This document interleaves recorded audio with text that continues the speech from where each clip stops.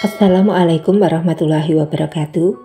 Sahabat beriman, semoga kita senantiasa diberikan kemudahan dan dijauhkan dari hal-hal yang memberatkan kita.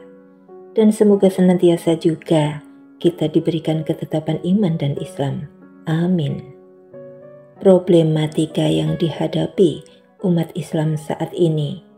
Islam sebagai agama yang sempurna, tidak perlu kita ragukan lagi. Dan kesempurnaan Islam tersebut selalu menjadi solusi bagi setiap persoalan kehidupan. Nabi Muhammad SAW bersabda, Islam itu tinggi, mulia, dan tidak ada lagi yang lebih tinggi dan mulia dari Islam. Namun di masyarakat sering dijumpai ketidaksesuaian antara ajaran Islam dengan tingkah laku pemeluknya. Ini dikarenakan umat Islam yaitu jauh dari mengamalkan agama. Dan dari sana kemudian muncul berbagai permasalahan dalam kehidupan umat Islam. Problematika umat Islam saat ini yang pertama yaitu tentang iman. Saat ini banyak umat Islam yang nampak lemah. Iman tidak lagi dijadikan sebagai tolak ukur dalam bersikap dan bertingkah laku. Akibatnya orang tidak memiliki rasa malu hingga melakukan hal-hal yang tidak dibenarkan oleh Allah Subhanahu wa Ta'ala. Selain juga tidak sedikit kaum muslimin yang tidak peduli terhadap persoalan Islam dan umat Islam.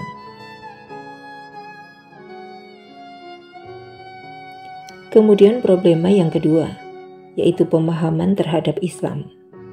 Pemahaman Islam yang baik adalah pemahaman yang didasari pada Al-Quran dan Sunnah yang sahih sehingga Islam dipahami secara utuh, yakni secara syamil atau menyeluruh, dan kamil, yaitu sempurna.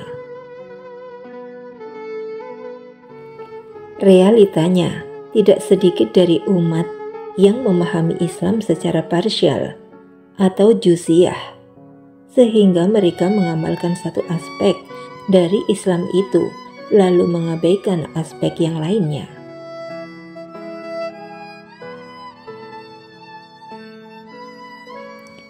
Kemudian yang ketiga yaitu problematika politik. Umat Islam belum bisa mewarnai kehidupan berpolitik. Bahkan tidak sedikit umat Islam yang dieksploitasi untuk kepentingan politik kalangan tertentu.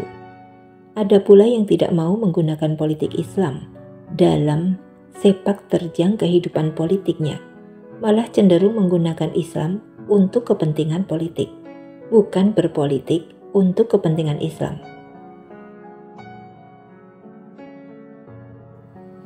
Yang keempat, problematika ekonomi. Rasulullah mengingatkan akan kemungkinan seseorang menjadi kufur karena kefakiran atau kemiskinan. Meskipun bukan sebuah jaminan jika orang sudah berkecukupan, harta menjadi taat. Saat ini amat banyak penduduk muslim yang miskin sehingga menimbulkan berbagai persoalan baru. Juga persoalan sistem perekonomian yang belum sejalan dengan nilai-nilai Islam. Kemudian yang kelima, yaitu problematika ukhuwah dan persaudaraan. Faktor permasalahan ukhuwah dan persaudaraan ini karena adanya sikap fanatisme golongan. Padahal mestinya golongan yang terbagi-bagi dalam bentuk organisasi kemasyarakatan, yayasan, kelompok hingga partai politik menjadi alat untuk menjayakan Islam dan umat Islam secara keseluruhan, bukan semata-mata menjayakan golongan. Yang keenam, problematika dakwah. Islam adalah agama dakwah dan dakwah menjadi kewajiban setiap muslim. Saat ini, dakwah baru diemban oleh sedikit dari umat. Menyikapi keenam problematika tersebut, umat Islam harus kembali dan dekat dengan Al-Quran dan Sunnah dari Nabi Muhammad SAW.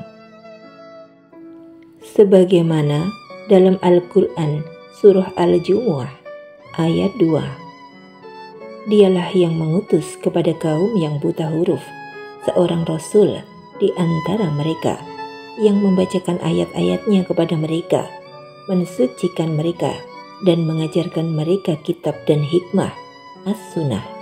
Dan sesungguhnya mereka sebelumnya benar-benar dalam kesesatan yang nyata. Jika seorang muslim memiliki pengetahuan yang benar, maka ia dapat memperbaiki sikapnya dalam mengatasi berbagai macam problemnya. Dan hanya pengetahuan dan kesadaran yang menjadi solusi satu-satunya bagi diri kita.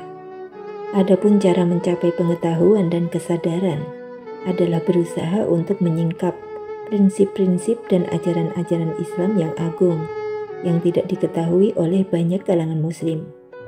Kita harus mengetahui sejauh mana prinsip-prinsip ini memiliki kemampuan, yaitu untuk memecahkan problem, meningkatkan kualitas hidup, kualitas agama, kualitas iman, serta mendorong kita menuju kemajuan. Kemerosotan hidup yang dialami kita disebabkan oleh ketidakmampuan kita, yaitu untuk memanfaatkan ajaran-ajaran Islam dan berinovasi dalam kehidupan kita. Jika memang demikian, maka seorang muslim tidak akan menjadi manusia yang sia-sia. Marilah kita senantiasa mendekatkan diri kepada Allah Subhanahu wa Ta'ala dan meningkatkan iman kita, menetapkan Islam kita, agar kita senantiasa dapat memecahkan semua problem yang ada di diri kita. Dan tentunya kita akan terhindar dari hal-hal yang menyulitkan kita dan memberatkan bagi kita. Semoga penjelasan ini bermanfaat. Amin.